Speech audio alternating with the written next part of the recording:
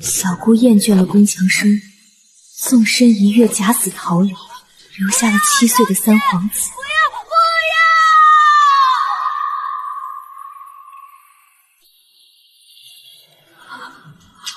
为了家族，爹将尚未及彼的我送进这吃人的深宫。我替他在这深宫里熬，费心费力庇护他的儿子长大。我的母后只想出去玩几日，可你们迫不及待送女儿入宫，让我母后无法回来。该死！可他登基那日，小姑回来了，那时我才知道，小姑是假死。她不想做妃子，但她想做太后。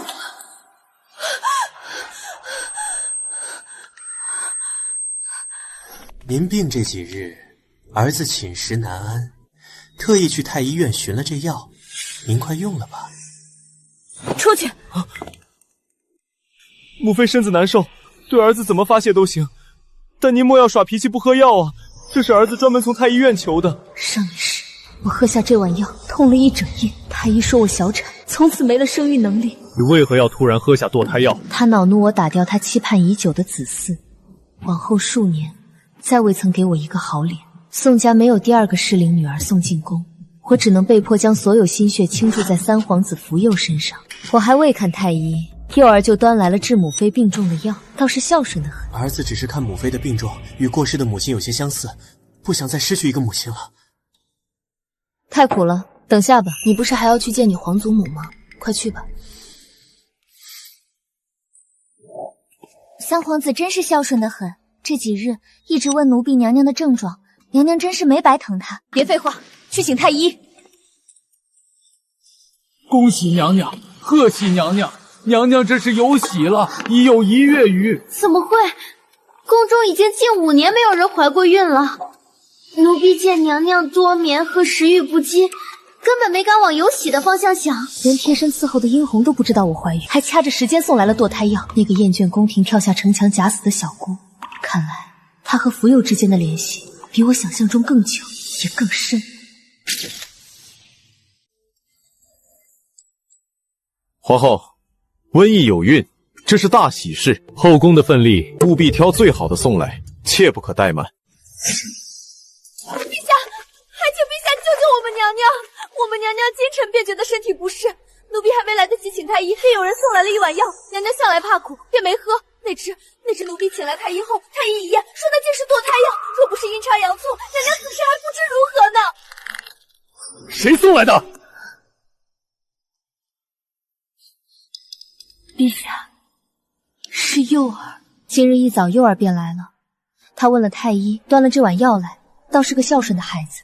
只是不知为何端来的竟是堕胎药，差点酿成大错。我是抚养皇子的妃子，绝不能直接说皇子的不是。皇帝与小姑宋如锦相伴多年，情谊深厚。上一世新皇说，皇帝最终原谅了私自出宫的宋如锦。可若是现在正值壮年，大权在握的皇帝亲自发现他心爱的女人竟然假死逃宫，还会对他有情谊吗？臣妾受些委屈无所谓，但有心之人跟在幼儿身边，怕是对皇子不利啊。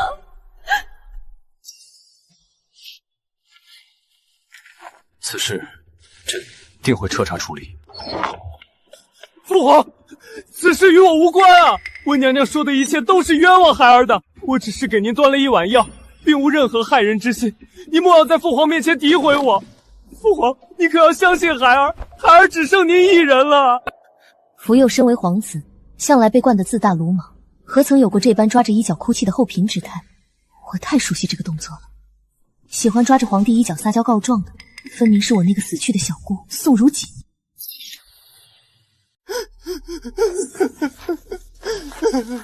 看来这段时间他是想出了这样的法子来脱罪。好生说话！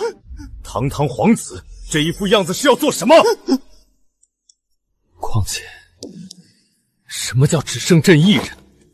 你母妃可对你不好，你皇祖母可对你不好。我对三皇子好，自然是全后宫都知道的。父亲将我送进宫，便是专门照顾他，免得皇帝给他找了养母，再与宋家离心。你母妃可未曾说你半句不好，她抚养你3年，你可是她记在名下的儿子，为何叫她温娘娘？是觉得她刚才诋毁你了吗？请陛下恕罪，殿下对王母爱重，难免对温妃娘娘有些不周的地方，这也是为人子无奈之处啊。我们殿下最是重情重义，说话虽是激动了些，可不会因为有了养母而忘记生母的付出。好一个巧舌如簧，竟把对我的伤害与不敬说成了是因为思念生母所致。上一世我小产后，将福佑身边的人换了个遍，这个婢女有些异象，因为是个洒扫的3等侍女，便没有换掉她。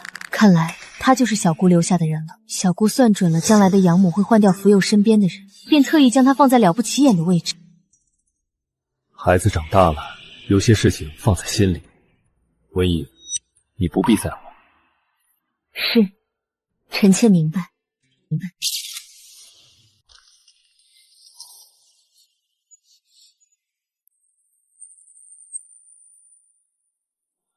解决了小姑留下的眼线，福佑果然老实。接下来，我只需安心养胎。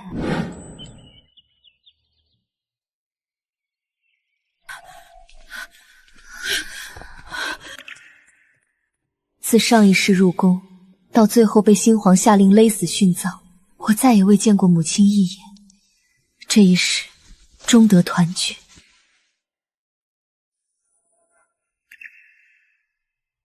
保佑是个皇子，老天保佑，一定得是个皇子啊！娘，公主也是极好的。公主虽好，但在宫里立足还得靠皇子。虽说你名下有个3皇子，但别人的孩子终究是养不熟的。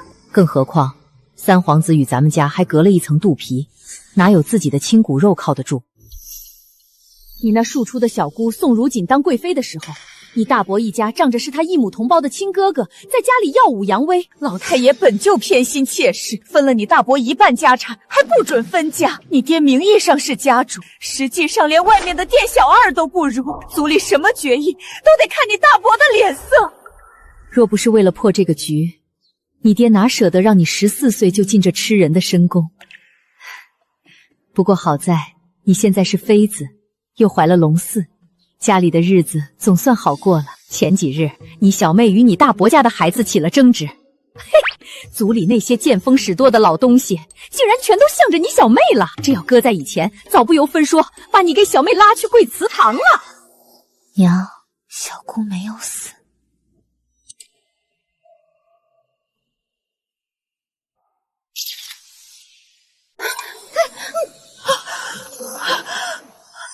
没死？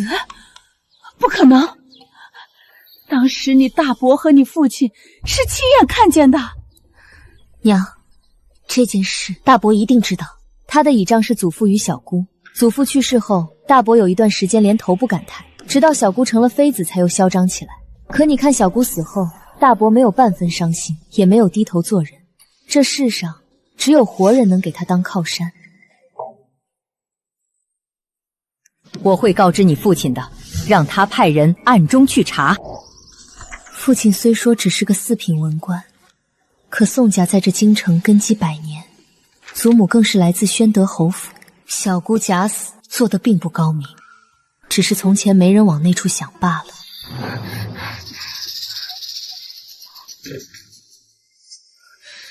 娘娘，老爷那边传信来了，是加急的密件。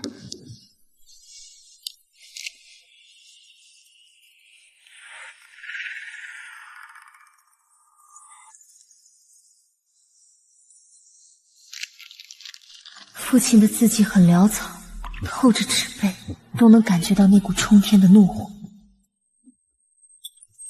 娘娘，您慢点儿。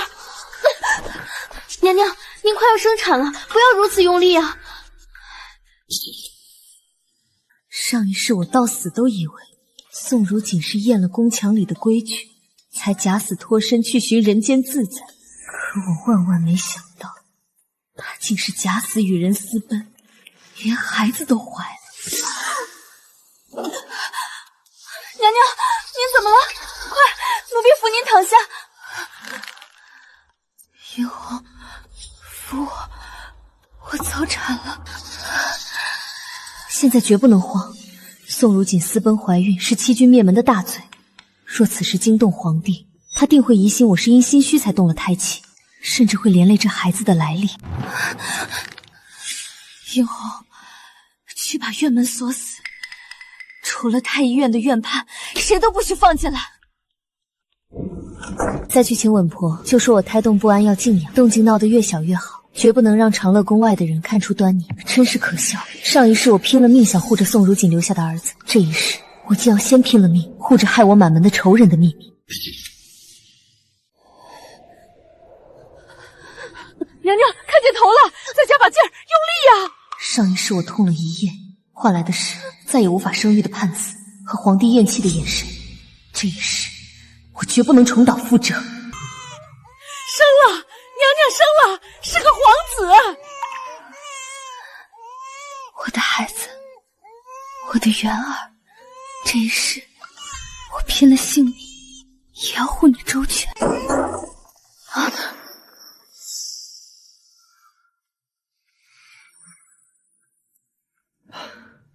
母妃，儿子听说您早产，担心的不得了，特意来看看您。多谢幼儿挂心，只是产房血腥气重，你身子金贵，不宜久留。殷红，送三皇子出去。那母妃好好歇息，儿子告退。你看，你教出来的好儿子和你一样，眼里只有自己的利益。你欠我的，欠宋家的，我会一点一点连本带利的讨回来。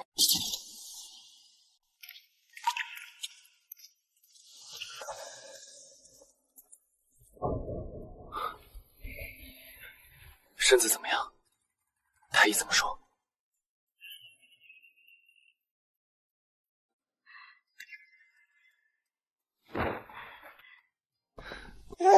好，好，长得壮实，眼睛像你，透着灵气。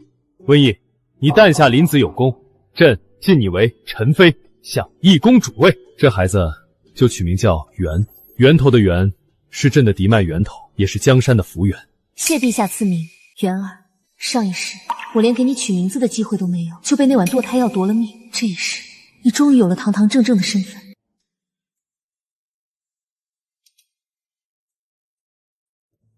宸妃和小皇子的身子，你们要日夜盯着，半点差错都不能出，否则朕唯你们是问。宫里多年没见这样的喜气了，妹妹好福气。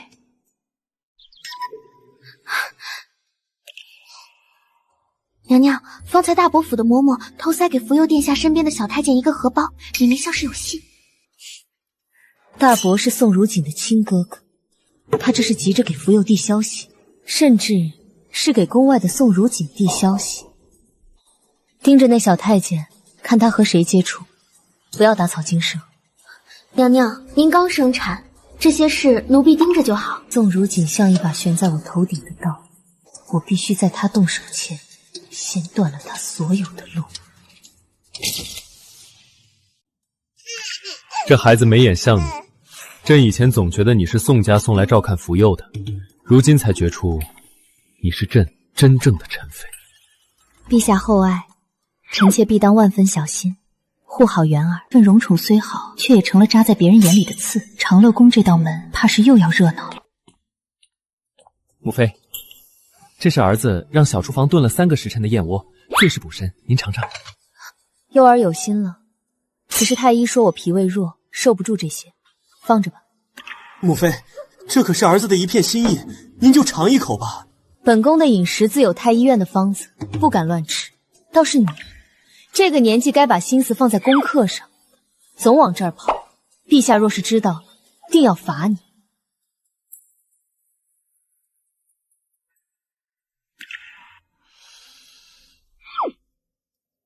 拿去太医院，让院判私下验一验。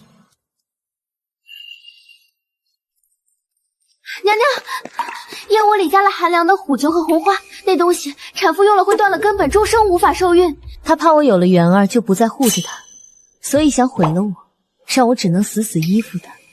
福佑当真和他生母一样自私两胆。娘娘，查清楚了，除了福佑身边的人，太医院的医正、御膳房的管事，甚至太后身边的老嬷嬷，都与大伯府有往来。宋如锦假死3年，在宫里埋的根倒是够深。上一世我太心软，才给了你们可乘之机。这一世，我要把这些烂根一根根全都刨出来，烧得干干净净。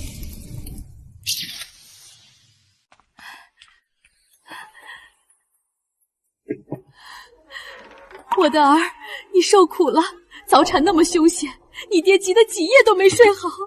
娘，我没事，你看我和元儿都好好的。你上次说的事儿，你爹查清了，你小姑宋如锦在江南跟了个盐商，如今怀孕5个月了。盐商巨富，难怪他连亲生儿子都能丢下。他想在外面双宿双飞，又想让福佑握有大权，自己回来坐享其成。天底下哪有这种好事？你爹气得要拼着宋家不要了也去揭发他，被我拦了。这事儿捅开，咱们家几百口人都要掉脑袋。娘，我有法子，让宋如锦这辈子只能当个死人。去，把这封信交给内务府，就说寄给本宫的家书，不小心混在父亲给陛下的奏折里了，请他们务必还给陛下。奴婢明白，定会让内务部不经意地呈上去。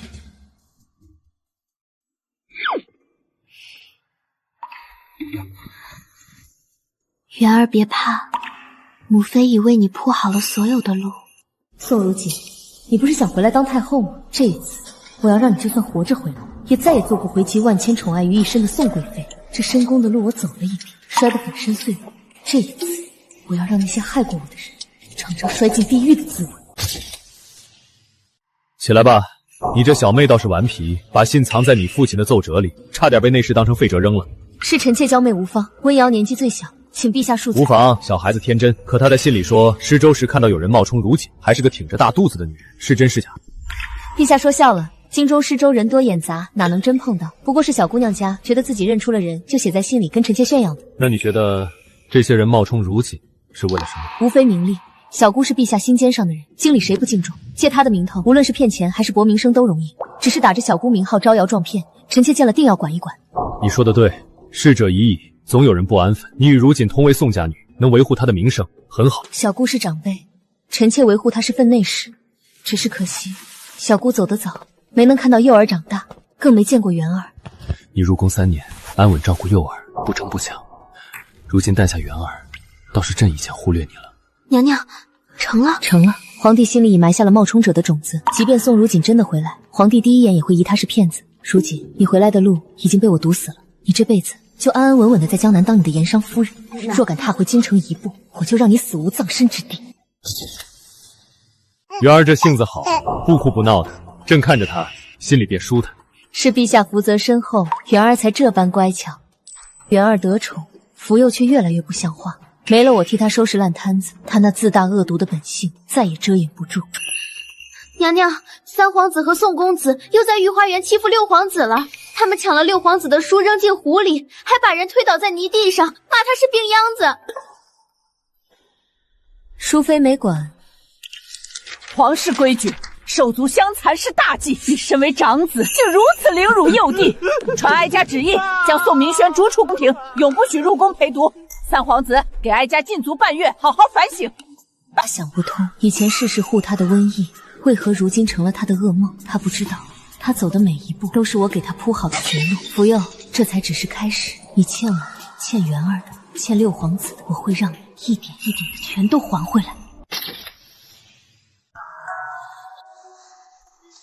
朕的七皇子长得壮实，今日满月，众爱卿同喜。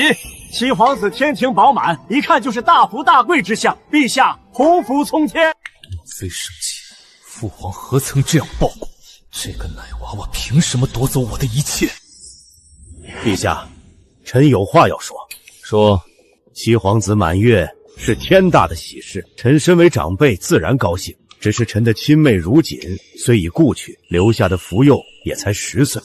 陈妃娘娘如今有了亲骨肉，还望娘娘莫要忘了入宫初衷，依旧对幼儿视如己出，莫要厚此薄彼。奴婢去撕烂他的嘴。不必，跳梁小丑而已。宋远山，你这话是什么意思？陛下，臣只是只是担心幼儿。陈妃是朕亲封的贵妃，她该怎么做，轮不到你一个外臣来指手画脚。她入宫3年，对幼儿尽心尽力，你这个亲舅舅除了撺掇她惹是生非，还做了什么？再有下文，休怪朕不客气。别怕，有朕在。谢陛下。娘娘，陛下今日也太给您长脸了。宋远山那个老东西脸都被打肿了。他仗着如锦的情分想拿捏本宫，却不知陛下最厌恶别人干涉内廷。陛下已经开始厌去福佑了，而我只需要再添一把火，就能让福佑彻底跌入万劫不复的深渊。娘娘，这是最新入库的蜀锦，陛下特意叮嘱先紧着长乐宫挑，内务府上下绝不敢耽搁。如今这宫里，谁不知道温妃妹妹是陛下心尖上的人？我那内务府的分量都比往日快了几分呢。姐姐谬赞，不过是沾了元儿的光。可我心里清楚，越是风光，越要小心。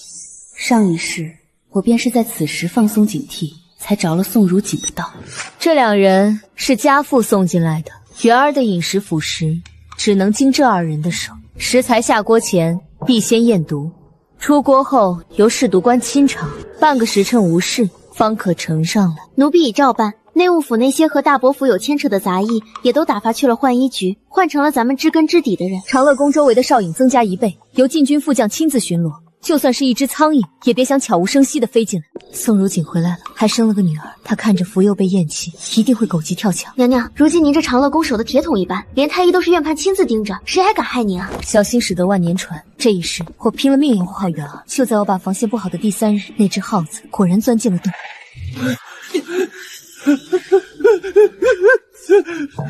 娘娘，这是福佑身边那个传信的小太监。说吧，谁派你来的？来做什么？是三皇子，他让奴才在七皇子的奶粉里加点寒凉药材。狼心狗肺的东西！七皇子才满月，你也下得去手？福佑，你果然还是沉不住气。也好，你自己送上门来，就别怪我不给你留活路。娘娘，这可是谋害皇嗣的大罪，我们把人证物证交给陛下，陛下一定会重罚三皇子的，说不定直接就把他圈禁了。我没有把小太监刺杀的事直接捅给皇帝，皇帝毕竟看重血脉，捅出去最多换来一阵禁府。我要的是让皇帝彻底对他死心，把他从储位的人选中踢出去，把这小太监关到后院柴房，封锁消息。我们等着他闯下更大的祸。是。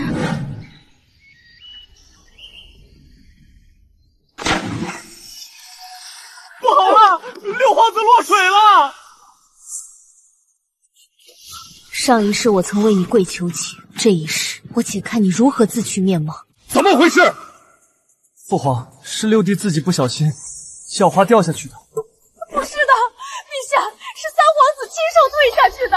三皇子骂六皇子是病秧子，不配和他抢东西。朕问你，是不是你吹的？父皇，真的不是我，是他自己掉下去的。你这个孽障，害了弟弟还敢撒谎！朕的手足情深，你都学到狗肚子里去了！父皇，来人，拖回皇子所，禁足3个月，抄100遍皇子少则，少1个字便多关1月。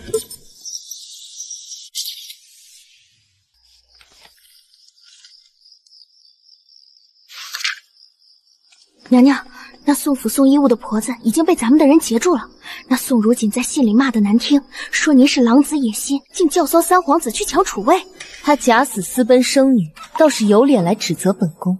他这是急了，想让福佑早日登基，他好风光回来做太后。娘娘，咱们直接把信递给陛下，让陛下看看他心心念念的白月光到底是个什么货色。宋如锦如今藏在宋府不出，几封信定不了死罪，反而会惊了蛇。反派之间从来都只有利益，我要把这信的事透给宋远山，让他亲手把这个妹妹踢出去。你是疯了不成？你是怕老夫的官位坐得太稳了，这么不安分？我若不写信，幼儿就要被那个贱人养废了。你胆小如鼠，难道真想看着宋家以后只认那个瘟疫？你走，立刻搬出宋府，老夫绝不能被你这个死人拖进地狱。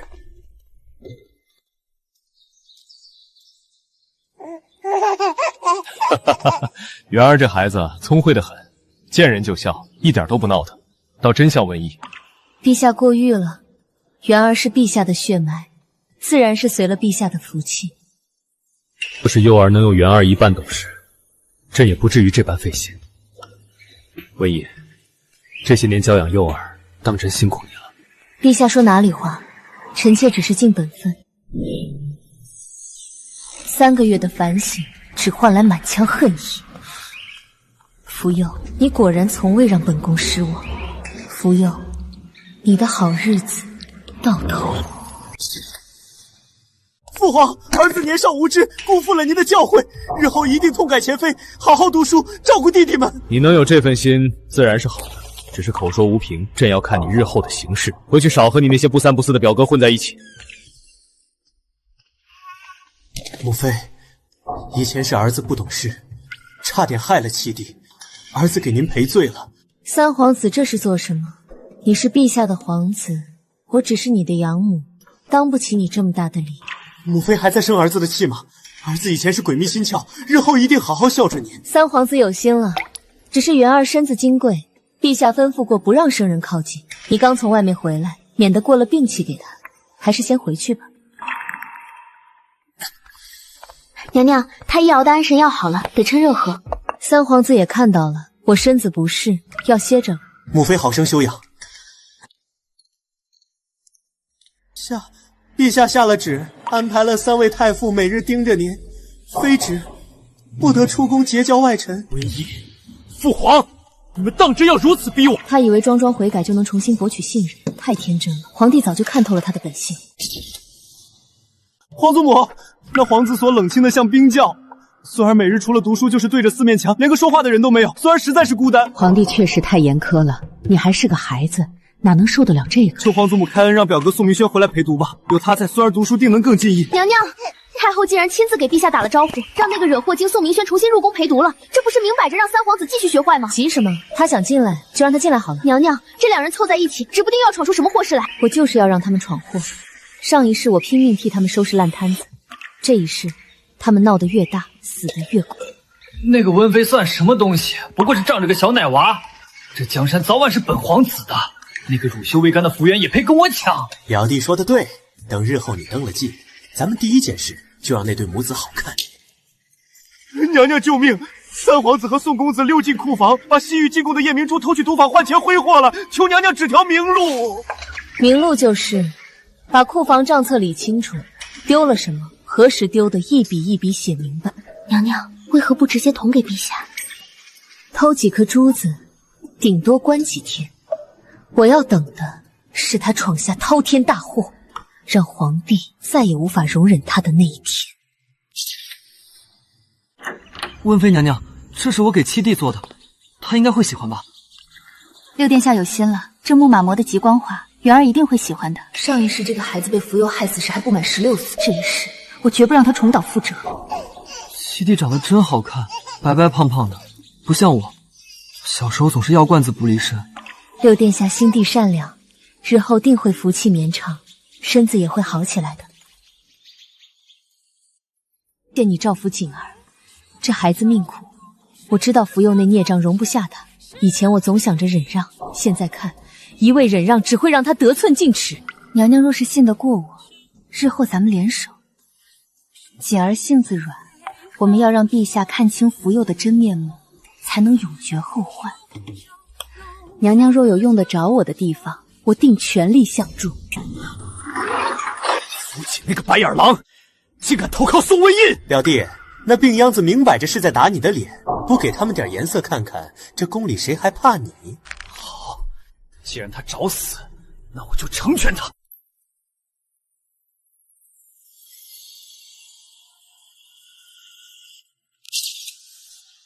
娘娘，您都快把长乐宫搬去猎场了，小皇子壮实得很，您别太担心了。小心无大错，猎场人多眼杂，不比宫里，绝不能有半点松懈。上一世福佑进了御马让我顶罪，这一世他勾结守将买通侍卫，我便让禁军统领亲自去接他的狼。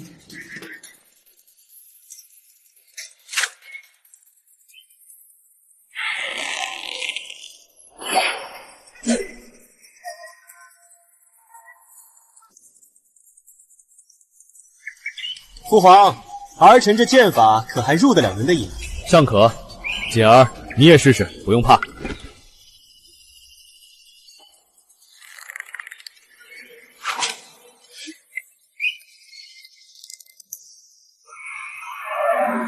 不好了，野猪冲进营帐了，快护驾！娘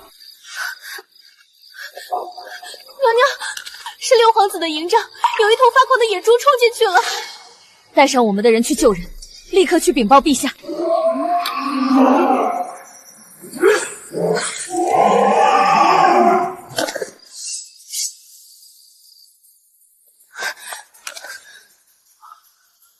锦儿，别怕，没事了。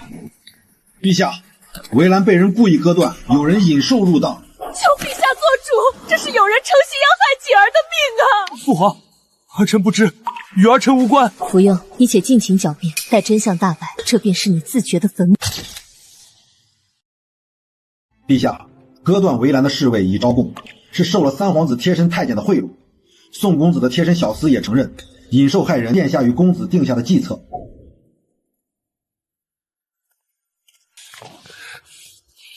竟敢在猎场挑唆皇子手足相残！来人，将宋明轩拖下去，重打50板，逐出京城，永世不得回京。福佑，你残害手足，屡教不改，回京后闭门思过，无朕指令，不许踏出皇子所半步。当时福佑登基，你竟然教唆他在猎场行凶，你这是要毁了整个宋家！你胆小如鼠，难怪成不了大气候。若不出那几个病秧子，我的幼儿哪有出头之日？滚！老夫绝不被你这个死人拖进地狱！娘娘，您这招反间计绝了！宋远山与宋如锦彻底反目，福佑没了靠山，就是只没了牙的老虎。反派之间只有利益，利尽则散。只是宋如锦还没死心，眼线报他竟联系了太后身边的老嬷嬷，想在寿宴上混进宫头赌。他想除掉我的元儿，简直是痴人说梦。宋如锦，你果然不见棺材不掉泪。既然你自己送上门来，就别怪我不给你留活路了。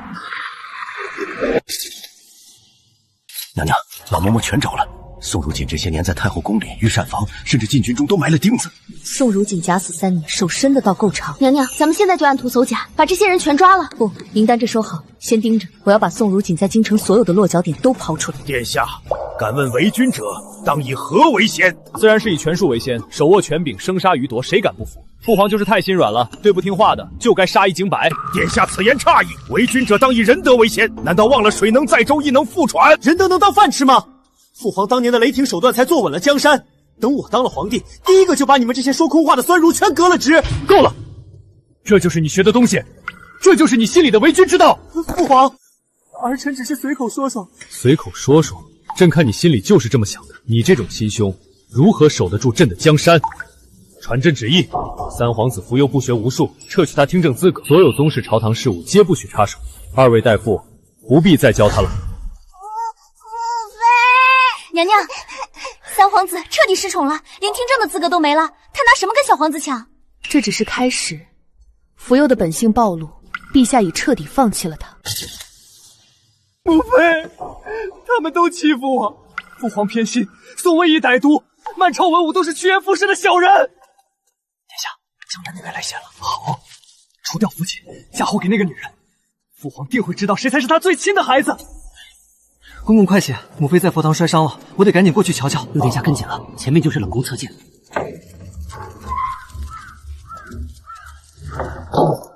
开门！为什么锁门？有人吗？开门！六弟，别喊了，这里荒无人烟，便是你喊破喉咙也没人来救你。三哥，为什么？我从未想过与你作对。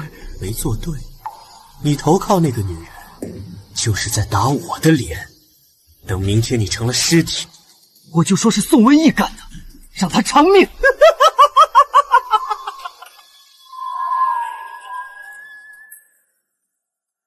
娘娘，人已经跟过去了，一切如您所料。刘白也已经把消息透给淑妃娘娘了。淑妃视福锦如命，此刻怕是正杀向冷宫。她不知道，她做的这一切全都被我的人看得清清楚楚。福佑、宋如锦，你们这最后的疯狂倒是给我铺好了路。这一次，我要让你们永无翻身之日。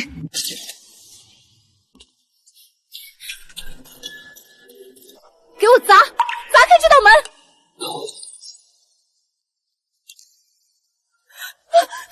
姐儿，我的儿，别吓母妃！陛下，六殿下寒气入体，若再晚来半个时辰，命就保不住了。求陛下做主！福佑把姐儿锁在冷宫，想活活冻死她呀！又是福佑！启奏陛下，此乃三皇子买通小太监的账目，以及在墙头羞辱六殿下的亲口记录。传朕旨意，把那孽障给朕押过来，立刻！父皇，这以前只当你是顽劣，现在才知，你骨子里和你那生母一样，都是凉薄歹毒的东西。传旨，福佑德行有亏，革去爵位，贬为闲散宗族，迁居西郊行宫，永世不得回京。福佑，这只是利息，你和宋如今欠我的，这才刚开始还。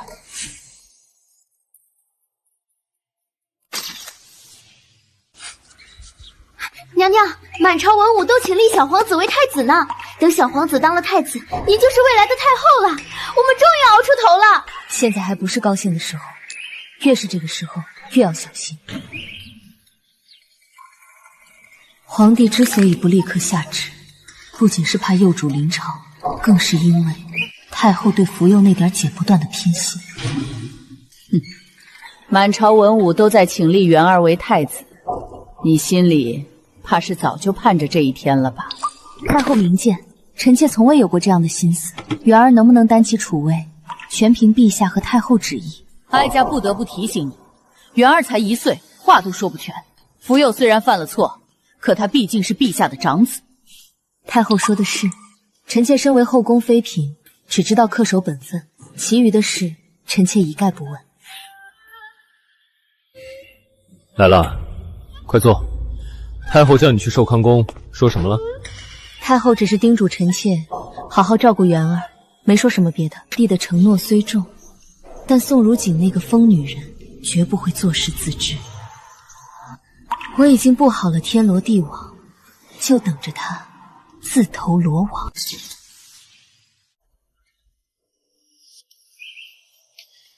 陈妃娘娘恕罪，太后娘娘正在歇午觉，不见外客。放肆！太后这个时辰从不歇觉，你竟敢拦我们娘娘！既然太后歇着，那我便不打扰了。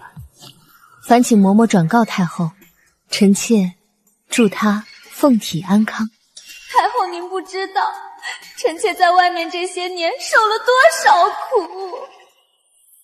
娘娘，那老莫分明在撒谎，墙里说话的那声音分明是宋如锦那个贱人。意料之中，福佑被废，他唯一的指望没了，除了回宫求太后，他别无他法。他最擅长扮柔弱卖惨，当年能宠冠后宫10年，如今自然也想凭几句哭诉让太后心软。宋如锦借着宋香名义混进偏殿，已哭了一夜。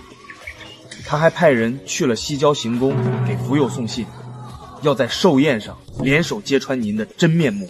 太后护不住他的，皇帝最恨被人欺瞒，他假死私奔便是死罪，如今还敢蹦跶，只会死得更快。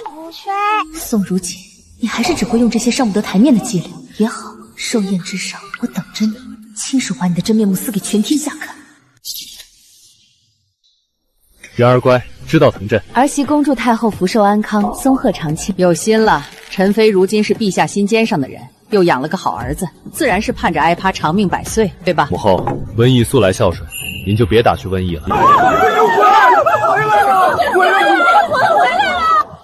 陛下，臣妾回来了。臣妾是如锦啊，当年臣妾是被人陷害才假死出宫，这些年臣妾日夜思念陛下，求陛下做主。终于来了，这身形容貌倒是练得半分不差。陛下，您不认得臣妾了吗？当年在宋家，您接住了从树上跳下来的臣妾，您说会护着臣妾一辈子的。你说你是宋如锦，那朕问你，当年朕和你定情的那只玉簪，上面刻的是什么字？你生辰那日，朕给你写的那首诗最后一句是什么？宋如锦啊，宋如锦，你连皇帝和你的定情信物都记不清，也敢装成他的样子来这里招摇撞骗？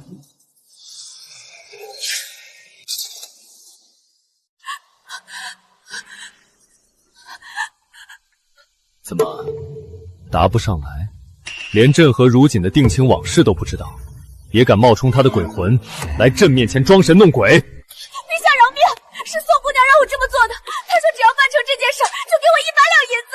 哪个宋姑娘？是宋如锦姑娘，她就藏在寿康宫的偏殿里，是太后身边的嬷嬷教我怎么哭怎么说话的。你胡说八道！哀家只是被她蒙蔽，她说她是如锦，哀家一时心软才留她暂住。母后，这到底是怎么回事？把这贱婢打入慎刑司，另外，给朕去寿康宫偏殿搜。母妃不怕，吓到了吧？臣妾不怕，只是臣妾有一事不解：若真是小姑回来了，为何不亲自见陛下，反而找个替身装神弄鬼？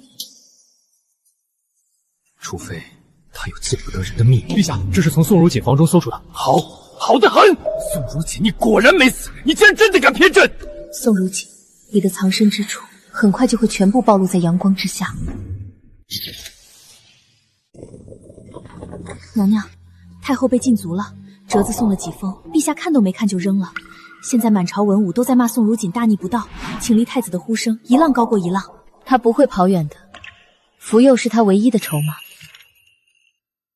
果然，3天后，暗线传回消息，他正藏在西郊行宫外的民宅里，已经偷偷见过福佑2次了。娘娘，既然知道了落脚点，咱们要不要立刻禀报陛下，带人去抓了他？现在抓他，顶多定个7军，皇帝万一念旧情，他就死不了。我要等他所有的底牌都亮出来。殷红派人去江南，把那言中周恒和他在外面生的2个孩子，全都秘密带回京城。娘娘英明，只要那2个孩子露面，宋如锦就是死罪难逃。佑儿，只要你带兵回京逼宫，那皇位就是你的，我便是太后。母亲放心，儿臣这几日一直在苦练武艺，行宫守卫已被咱们的人买通，只等信息。造反！他们竟然真的敢谋逆！朕一次次饶过福佑，他竟敢勾结那个毒妇！文义，幸好有你提前布下眼线。当年朕让你入宫受了委屈，是朕瞎了眼，看错了人。臣妾只是不想有人伤害陛下和元儿。你放心，这一次，朕定会给你和元儿一个交代。交代？我要的是血债血偿。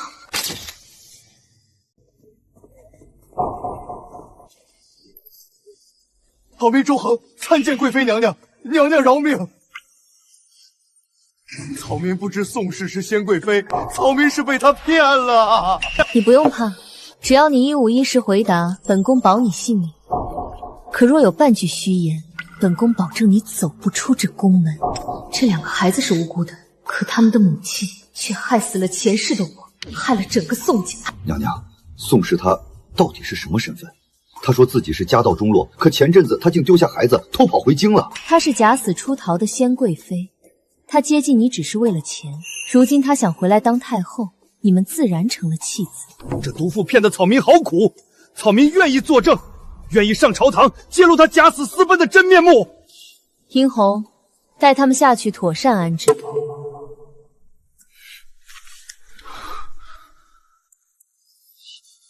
好得很！宋如锦，你竟敢如此辱没皇家，朕定要将你碎尸万段！陛下息怒，如今罪证确凿，只等他现身，便能人赃并获。文义，此事交给你全权处理，禁军侍卫任你调动，朕要那堆孽种付出代价。宋如锦，你的死期到了。上一世你给我的绝路，这一世我原封不动还给你。禀娘娘，福佑已顺利逃出西郊行宫，正与宋如锦会合。他们带着200余名私兵直奔宣武门来。传令下去，按照计划行事，打开宣武门，放他们进来。等叛军过半，立刻关闭宫门，来个瓮中捉鳖。记住，要抓活的，尤其是宋如锦和福佑。没本宫的旨意，谁也不许伤了他们的性命。末将领命。他们带了200多个人，咱们长乐宫的侍卫只有几十人，要不要再调些禁军统领的人马过来？放心，宫里的禁军有上千人，对付这200多个乌合之众，绰绰有余。这一世，我就是要让他们亲眼看着自己的谋反大计如何彻底破灭。我要让这对母子尝尝从云端跌进地狱的滋味。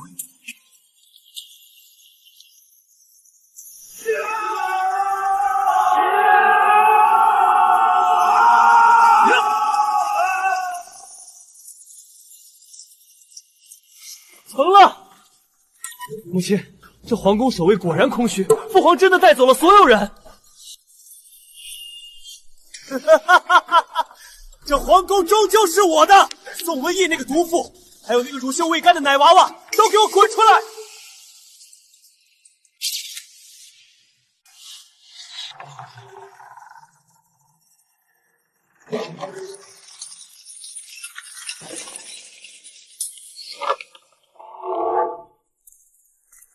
逆贼，还不束手就擒！三皇子，宋姑娘，别来无恙啊！宋文义，是你设下的圈套！圈套？不然呢？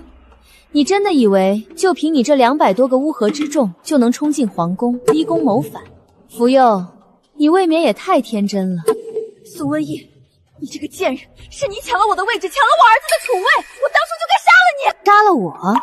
小姑，你假死私奔，把7岁的儿子丢在深宫里，是我14岁入宫，替你养了他10年。你在外面和别人双宿双飞，生孩子的时候，是我在宫里替福佑挡下了无数的明枪暗箭，替他收拾了无数的烂摊子。你有什么资格在这里跟我说这种话？拿下！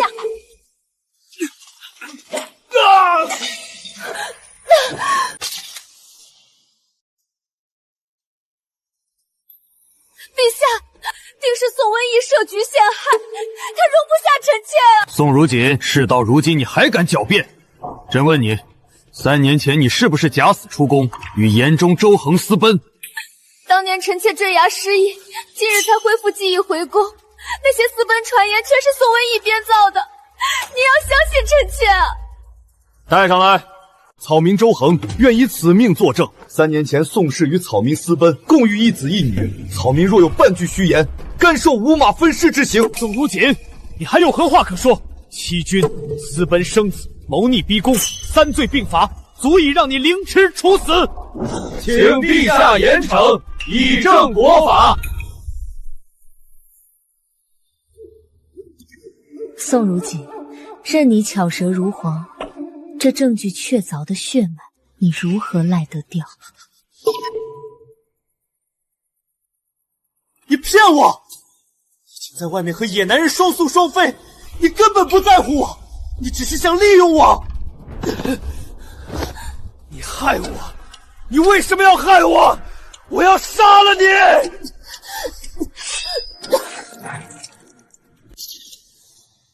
福佑废为庶人，终生圈禁皇陵，永世不得回京。宋如锦贬为宫婢，发往浣衣局服役，以此谢罪。陛下圣明。皇帝留宋如锦一命，不是念旧情，而是要把这个亲手了结他的机会留给我。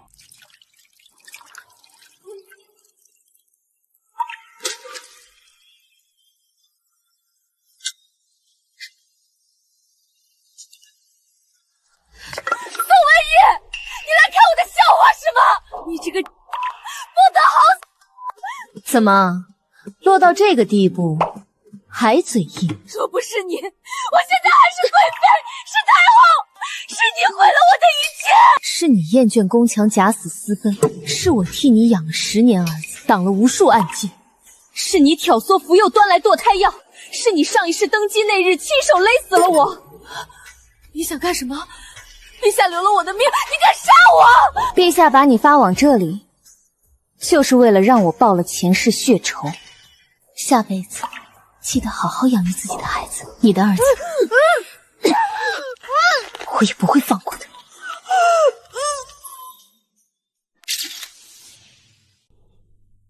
终究是走到了这一步。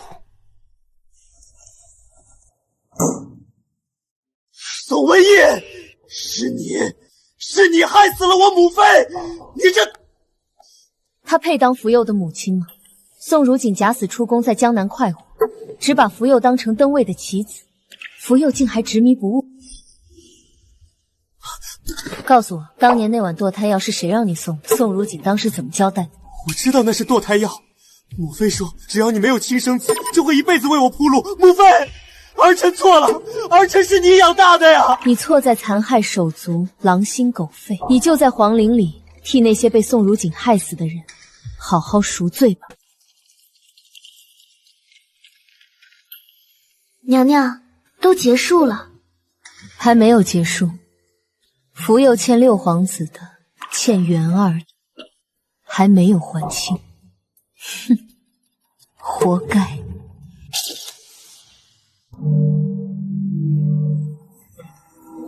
大伯宋远山流放3000里，宋家树脉彻底垮了，而我父亲晋升礼部侍郎，嫡脉终于站稳了脚跟。七皇子福源聪慧仁厚，身降朕兄，朕意已决，立其为皇太子，钦此。太子殿下千岁，千岁。晋封陈妃温懿为皇贵妃，位同父后，统领6宫。上一世我14岁入宫，死于非命，这一世我终于执掌后宫，权倾天下。皇贵妃娘娘大喜，您执掌后宫，实乃天下之福。以后后宫琐事还要多劳烦淑妃妹妹与我一同打理。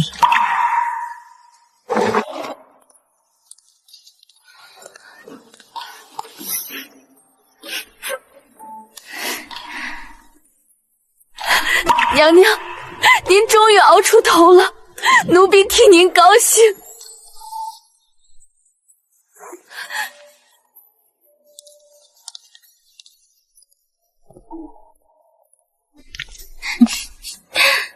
母妃，元儿当了太子，以后能保护母妃了。温懿，这些年是朕对不住你，以后再也没人能伤害你和元儿了。能看元儿长大，是臣妾的福气。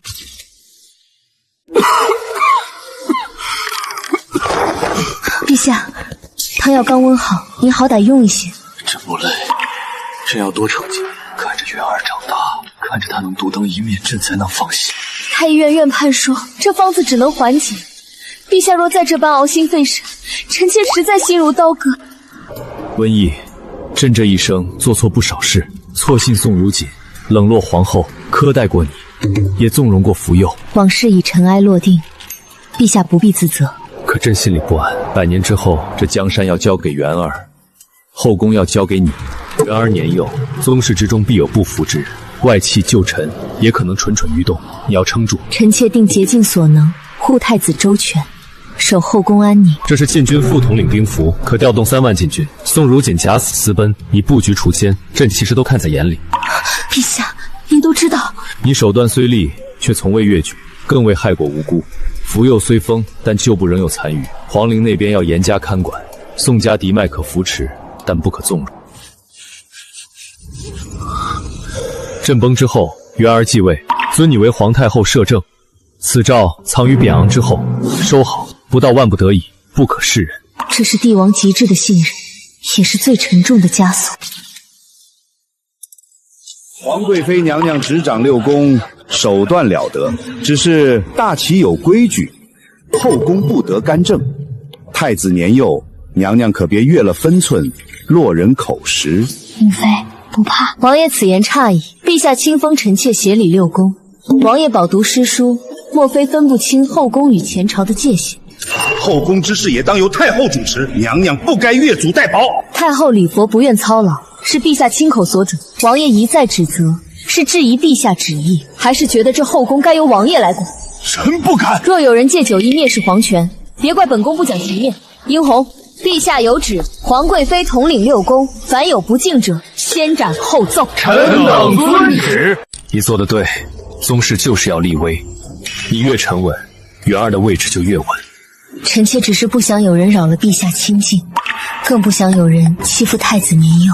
有你在，朕放心。娘娘整顿了后宫，清理了那些吃里扒外的宫人，如今谁还敢不服？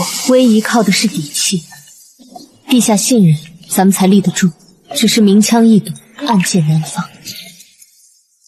皇帝老儿带着那个小杂种去围猎，宫中必然空虚。咱们调集私兵，里应外合，先夺宫门，再发伪诏，废了那小崽子。可皇贵妃那个女人诡计多端，万一……一介女流，离了皇帝的恩宠，就是个废物。趁着围猎之乱，本王要让她死无葬身之地。温懿，你竟然没去猎场！王爷深夜带兵入宫，是想给本宫请安吗？逆贼谋反，禁军听令，格杀勿乱。朕给你们爵位荣华，你们竟敢残害亲侄，谋夺江山，将纯王、顺王削去爵位，贬为庶人，终身圈禁。参与谋逆者，全部斩首示众，血流3日，以儆效尤。文义，若不是你心思缜密，提前布局，朕与元儿此次怕是在劫难逃。臣妾只是尽本分，护陛下，护太子，护着江山安稳。娘娘，这下彻底太平了，所有敌人都清除干净了。太平是靠自己争来的，从今往后，再无人能动摇我们母子分毫。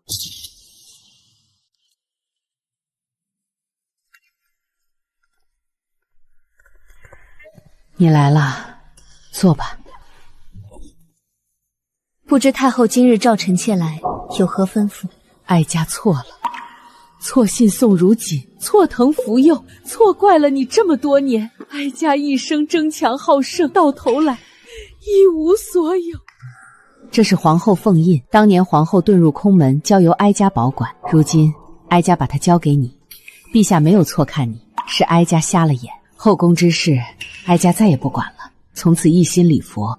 太后言重了，臣妾从未记恨太后，只是各为其主，各有立场。从今往后，太后安心静养，后宫琐事，臣妾定会打理妥当。娘娘，如今你手握凤印，执掌6宫，真正是后宫之主了。这权柄重比千金，却也是咱们母子活下去的底气。太后归正，意味着我在后宫再无任何掣肘。上一世压在我头上的3座大山，宋如锦、福佑太后，如今一个身死，一个疯癫，一个心死归正。两世的压抑与委屈，在这一刻彻底烟消云散。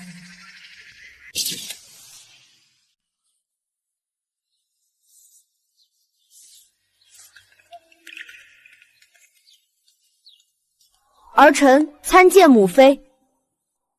元儿，功课虽重，也要顾惜身体，累不累？别太辛苦了。儿臣不累，儿臣要好好读书，学好本事，将来当好皇帝，保护母妃，保护天下百姓。元儿懂事，母妃真的很欣慰。太子殿下天资聪颖，勤奋好学，心性纯良，又有仁厚之心，将来必是一代人君。比之当年的3皇子，真是天差地别。太傅谬赞了，福佑当年的骄横是宋如锦言传身教的恶果，而我的元儿绝不会走上那条歧途。好字，一笔一画皆有风骨，我儿如此优秀，朕心甚慰。元儿，你看此处的民情，若由你来断，当以何为先？上一世我养了一只害我家破人亡的白眼狼，这一世元儿是我所有的慰藉和光。我所求不多，只要元儿登基，宋家安稳便足够了。如今看来，这一切都在一步步实现。听说了吗？皇贵妃的父亲刚被提拔为礼部尚书，那可是位列9京，岂止啊！宋家兄长也进了翰林院，姚小小姐还要嫁给宣德侯府嫡子，当真是满门诸子。义儿，咱们家终于熬出头了。以前在族里受的气，如今全扬眉吐气了。大伯那一脉再也不能欺负咱们了。以后日子会更好，但你们要记牢，不可恃宠而骄，绝不可干涉朝政。娘记住了，你爹也明白，咱们不贪权势，只要你和太子安稳，咱们全家平安。朕看了眼线的回禀，你家里人行事克制，从不结交权臣，你治家有方，朕更放心了。臣妾深知后宫、前朝、家族3者相连，若有一处松懈，便会祸及根本。你能有这份见度，是这江山社稷的福气。娘娘真是深谋远虑，不仅为自己铺好路，连家族后路都安排得妥妥当当。人无远虑，必有近忧。我走过2世，看过太多繁华落尽，深知安稳2字最是难得。又是上一世白绫勒喉的窒息，宋家流放的哀嚎，还有福佑那双冷漠至极的眼，总是在黑暗中纠缠不休。娘娘又做噩梦了，都过去了，那些事再也不会发生了。我知道过去了，可那刀子割在肉里的疼，哪里是说忘就能忘？母妃，你在看什么？母妃在看一个故人，他曾经做错很多事，如今已经得到了报应。元儿，做人要善良感恩，不可自私害人，否则终会自食恶果。母妃，别杀我！我错了，别杀我！娘娘何必来看这废人？瞧着都让人恶心。来看他最后一眼，从此两不相欠。上一世你赐我3尺白绫，这一世我让你疯癫守灵，两世因果到此为止。两世恩怨至此彻底了结。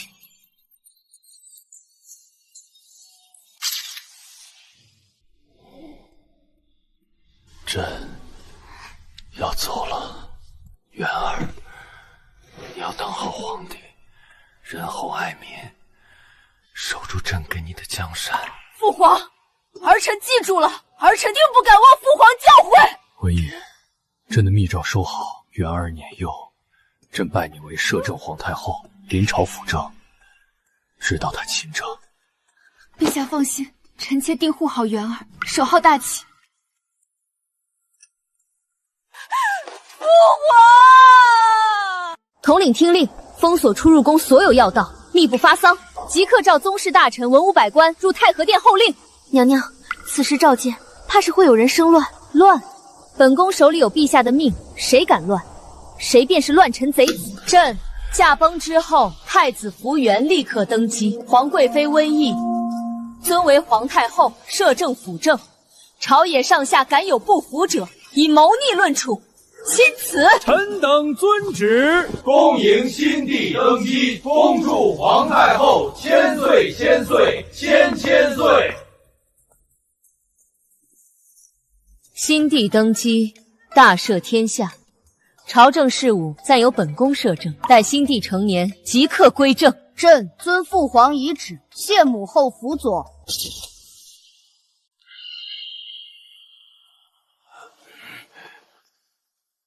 整顿吏治，减免赋税。本宫要的是百姓安居乐业，而非帐幔上的虚名。皇太后圣明。妹妹如今权倾天下，凡事皆由你定夺，何必急着归政？长久摄政也未尝不可。我摄政是为了帮元儿稳住江山，不是为了自己掌权。女子摄政终究不合规矩，待元儿亲政，我便退归后宫，安享晚年。我一生所求，从来不是权力，而是安稳。哀家今日归政，从此退归长乐宫，不问朝政。儿臣能有今日，全靠母后悉心教导。儿臣定不负母后期望，护母后一生安稳。皇太后仁德，新帝圣明。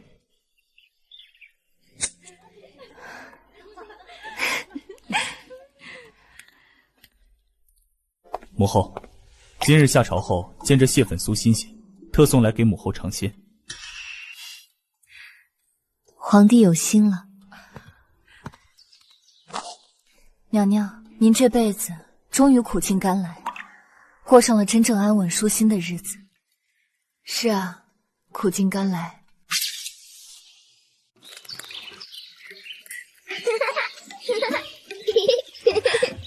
皇祖母，父皇说您是世上最厉害的皇太后，当年是一个人保护了父皇，还保护了天下，是真的吗？不是皇祖母厉害，是咱们一家人安稳，天下才安稳。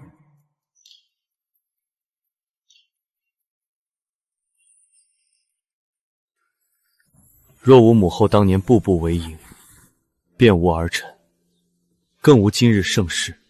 母后这一生，为了儿臣，受了太多辛苦。我想起上一世被白绫勒死时的窒息与绝望，想起这一世重生后的步步惊心，想起在那金殿之上登顶权力巅峰的威仪。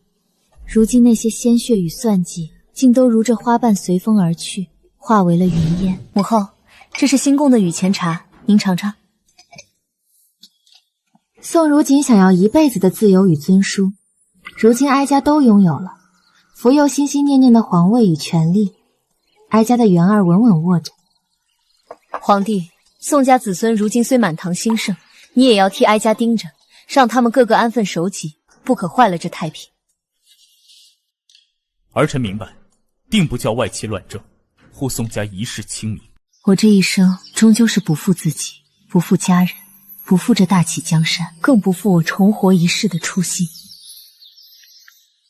娘娘，瞧瞧现在的日子，三皇子那边早就消停了，宋树脉也没了踪影，一切都圆满了。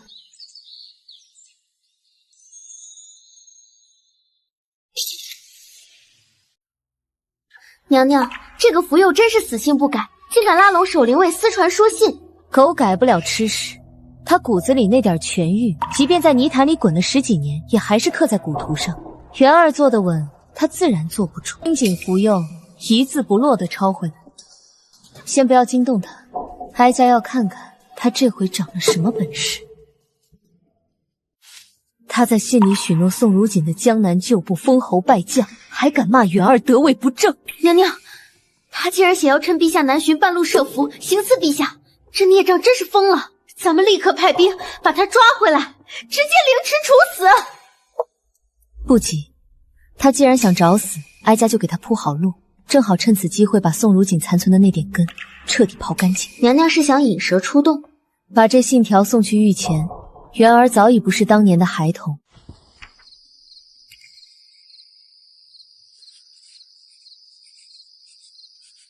全凭母后安排，儿臣信母后。传令下去，故意放松皇陵守卫，给他制造逃走的机会。我要让他亲眼看着自己最后的希望是如何破灭的，要让他知道，他欠我们母子的，终究要还。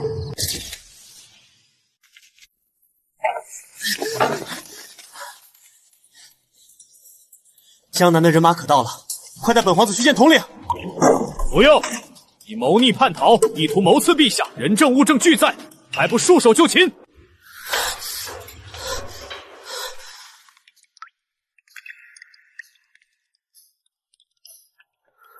宋文义，是你，就是你，你非要赶尽杀绝吗？赶尽杀绝？福佑，元儿留你一命，你却要谋刺君父，你说你该不该死？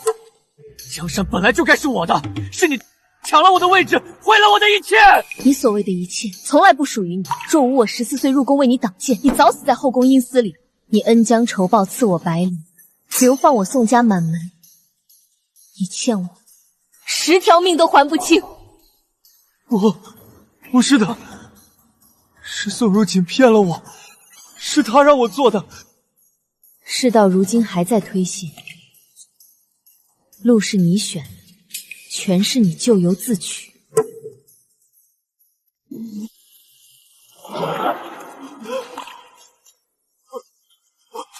不，放我出去！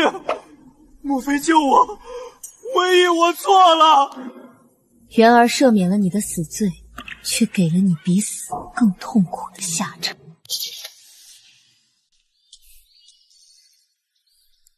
母后，今日下朝晚了些，朝堂之事，您再帮儿臣瞧瞧这几处。皇帝如今英明果决，哀家每日只管养花种草，陪着皇长孙便知足了。他每日下朝必定先来请安，后宫妃嫔也恭敬怠慢。可越是这般安稳，我越是想起那些被葬下的旧人。这年春日，雪化花开，哀家提出要去皇陵祭拜先帝，也去看看被关在地宫里的福佑。皇陵阴冷，母后凤体出狱，儿臣不放心，定要亲自陪您前往。皇帝安心处理朝政就好，哀家只是去看看故人，多带些侍卫，不会有事的。既然母后坚持，那便依母后。儿臣派禁军统领亲率1000名禁军护送，务必万无一失。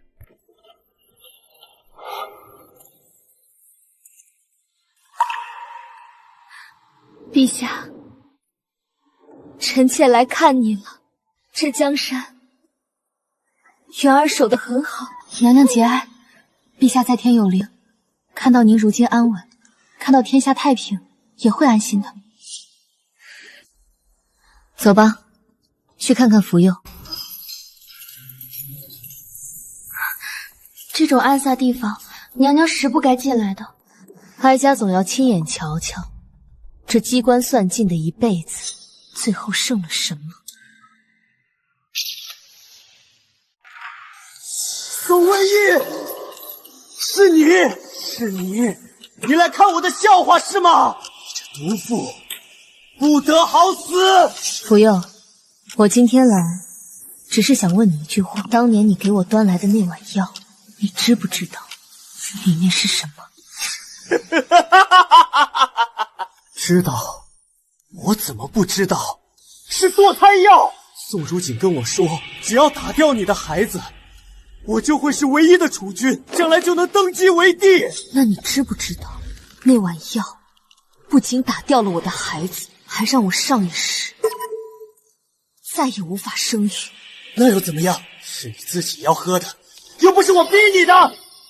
瘟疫，你毁了我的一生，我就是做鬼也不会放过你。都到了这个地步，你依旧不知道自己错在哪里，依旧把所有的过错都推到别人身上。他既然这么喜欢海，让他安安静静的在这里守着他生母的墓赎罪。太后，我错了，我真的错了，求你饶了我，求你看在我是你养了10年的儿子的份上，饶了我吧。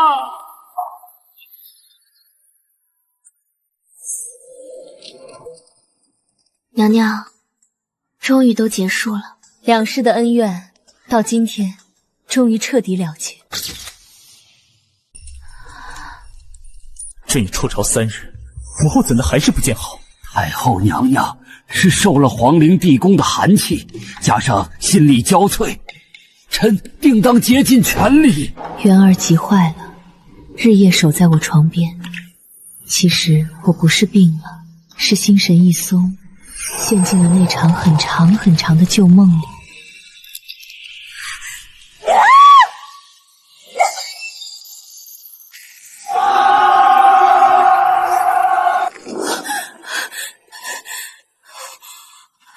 母后，你醒了，可是做噩梦了？太医，快传太医！没事了，元儿，让母后抱抱。还好，只是一场梦。这一世宋如锦死了，福佑废了，元儿稳稳坐在皇位上，大器安然无恙。母后莫要为那种人生气伤身，儿臣已吩咐下去，让他死不了也逃不掉，在里面活受罪。好，都听你的。母后没事了，让你担心了。这场病来得快，去得也快，心结解开，执念放下，我的身子很快就好了起来。姐姐，最近京城发生了很多有趣的事情。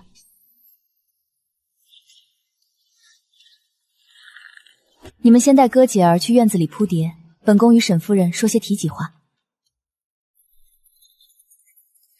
瑶儿，你是不是有什么事儿想跟阿姐说？阿姐，我做了一个很长很长的梦，梦到了上辈子的事。梦里宋家被流放，爹爹被活活打死，娘亲跳了湖，大嫂撞了柱子，我被卖去做洗衣婢，受尽羞辱。